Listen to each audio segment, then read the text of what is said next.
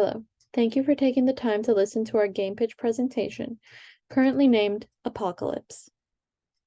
What if the Chernobyl incident was caused by something that is a lot harder to describe? You're a researcher making your way back to the Chernobyl factory years after its initial incident, with the hopes of looking into the real cause behind the explosion and how it's affected the environment since then. Upon your arrival, though, you begin to notice things are out of place, things that don't seem man-made. While going through the factory, you come to find way more secrets than were initially revealed, and you begin to get the feeling that you're not alone, and whatever ended up causing the actual explosion is now trying to hunt you down.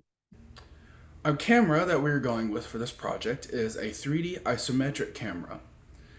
The core genres we are going with as well is real-time strategy and action.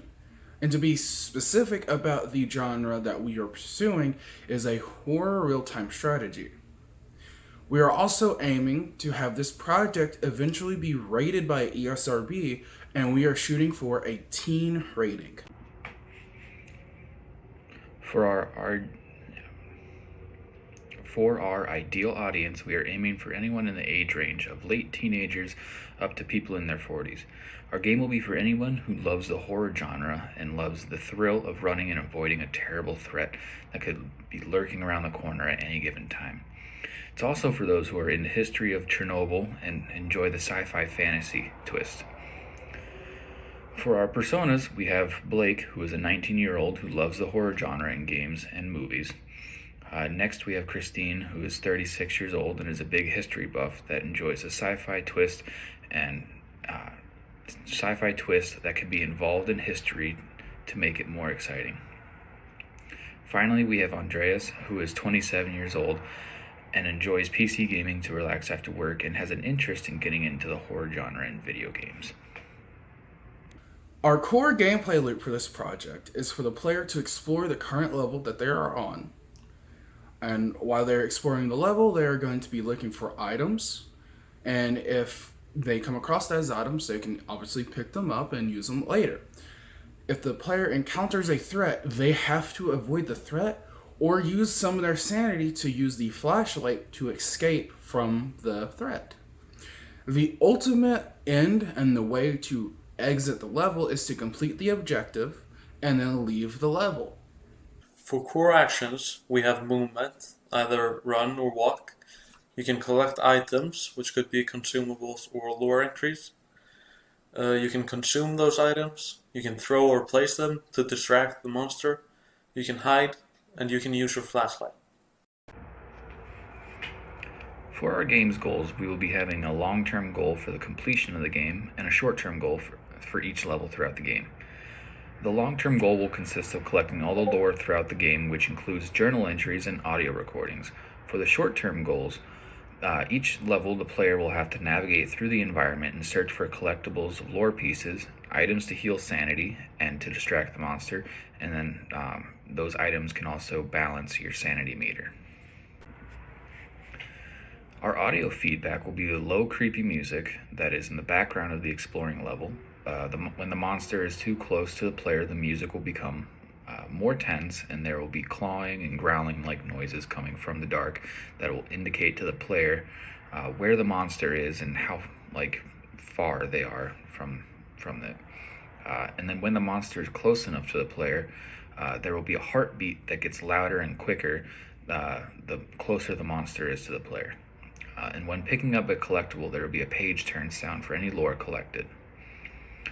Our visual feedback will be a heartbeat monitor to where the heartbeat will pulse the edges of the screen and speed up or slow down depending on how close the monster is. So if the monster is far away, it'll be a slow heartbeat. If the monster is right behind you, your heartbeat will be loud and fast. Then the sanity will be displayed as the player's vision narrowing and distorting the lower the sanity is. The haptic feedback will be a simple controller vibration for when the monster is about to get to player. The platform we are aiming to release on is PC, and specifically we'd like to release onto the Steam storefront. The main control scheme that we are going with for this project is a mouse and keyboard control scheme, and specifically it'd be a point and click control scheme. What's unique about our game is that you as the player will be learning about the destruction and effects caused by the Chernobyl explosion, with a new twist of supernatural and sci-fi added to the history of the event. Some games that are like ours are the Amnesia games and Phasmophobia, with their sanity meter, where the more insane you are in the game, the more stuff you'll see, the harder it is to go through the level. And then Alien Isolation is also similar to our game, with how you're avoiding the monster, and it's kind of lurking in the shadows the entire time you're there. And then XCOM is also similar to our game, with how it's real-time movement from that top-down perspective. Our game's theme is to teach the player about the destruction and terrible effects that were caused by the explosion of Chernobyl.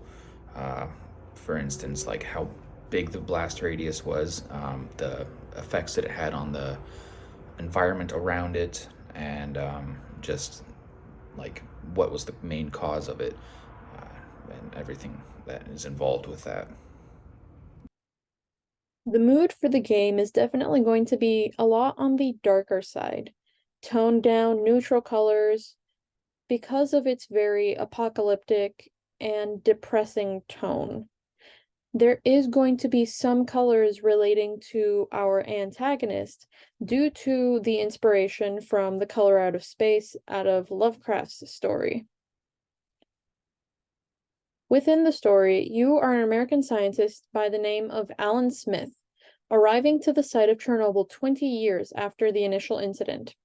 After some in-depth research, it appears that the Soviet Union had not been fully truthful about the aftermath of the incident, and there have been some recent reports from drones showing suspicious activity and movement in a place thought to be completely abandoned. Upon his arrival, he began to assume that they were just miscalculations. But he soon begins to find inconsistencies in the reports, and has a lingering feeling that he's not alone in the factory. The first system is sanity.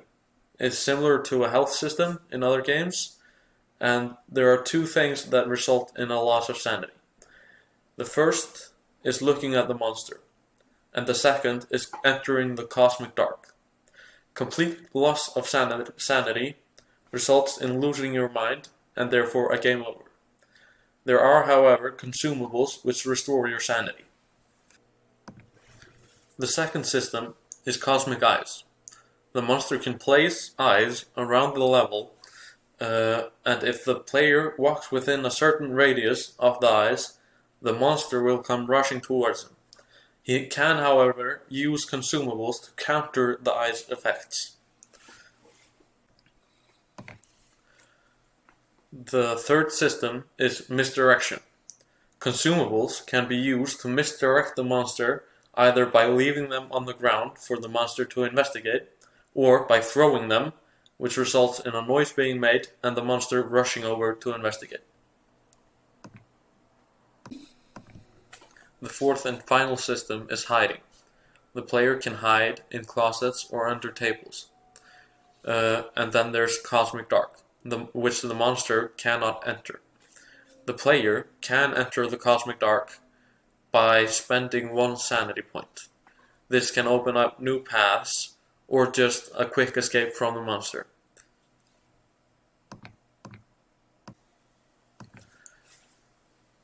The first object mechanic is the player character.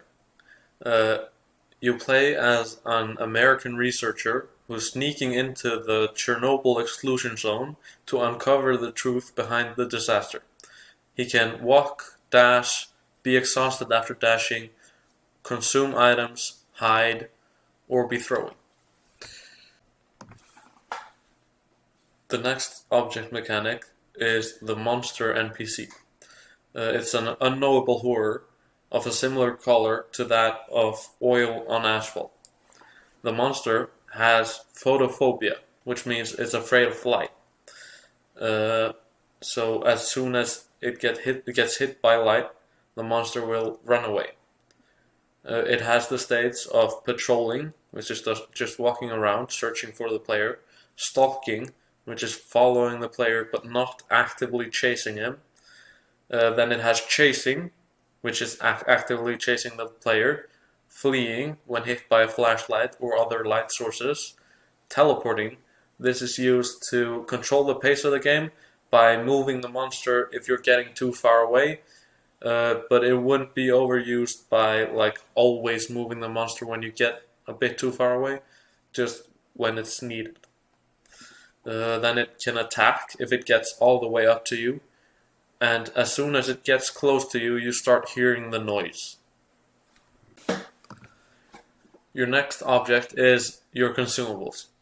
There are these little creatures which are immobile, and you feel a need to rescue them. Yet deep down, you feel a hint of hunger when you gaze upon them. This is because you're losing your sanity, and the more insane you get, the more this hunger starts to really work against you. You can let the monster out, so to speak, which increases your sanity, but you consume one of these creatures. The next object mechanic is your journal entries. These can be notes, audio logs, or journals, and they're found distributed around the level. These are our main storytelling tool. We want you to go in not knowing really anything about what happened except nuclear disaster. And as you go through the level and read these journal entries, you get a better and better idea of what went down.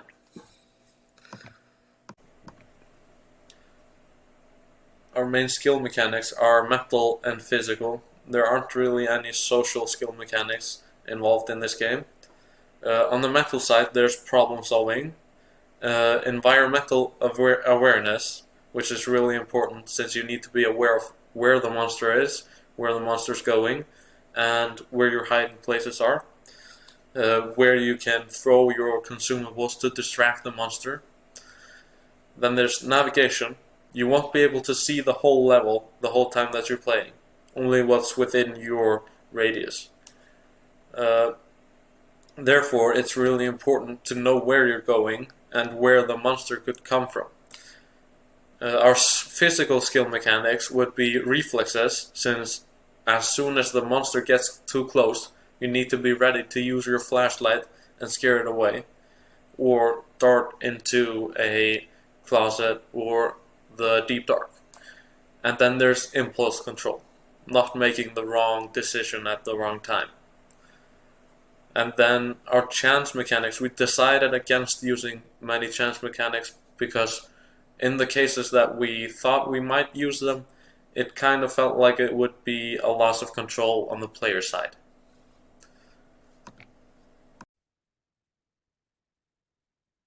The components to the level design will be pretty simple, with a very decrepit environment left in ruins after the explosion. There are newspapers, lost files, broken down equipment, and other more concerning objects found throughout the levels. Your goal as the player is to explore the abandoned factory and its surrounding areas with the goal of collecting said scattered information and using it to solve the mystery of the explosion of the factory while avoiding the monster inside. Here are two examples of what the level design may look like, with one being inside the factory and the other on the outside of the factory's environment. Both levels will include different collectibles and/or consumables that the player will be able to find, with the majority of the lore-related collectibles being found inside the factory itself.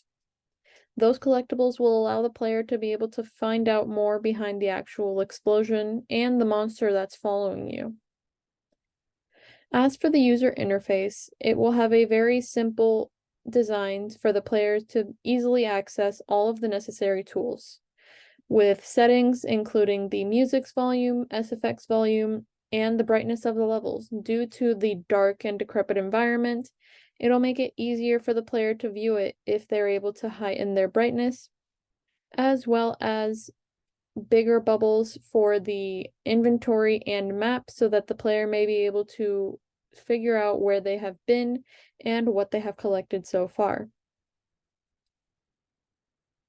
As for the rest, the map will be up in the corner along with the inventory button, with the pause button up on the opposite corner. When you open up the inventory, it will allow you to see all the items that you have collected, and once you hover over each item, it will show you the item up close, give you more information on it, and also give the option to use it if said item is usable to the player. As for the art style of the game, some examples of games that have similar styles to what we're leaning towards is the Coma, Shadowrun Returns, or Westmark Manor, one of which is actually also inspired by Lovecraftian stories. All three of them have a very dark tone to their games, with a lot of more violent subjects, but hopefully with their dark toned colors, more grayscale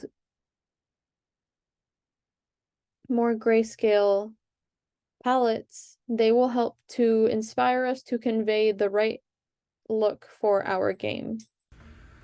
This project is ultimately going to be developed in Unreal Engine. We have not decided on which edition, whether it's going to be 4 or 5.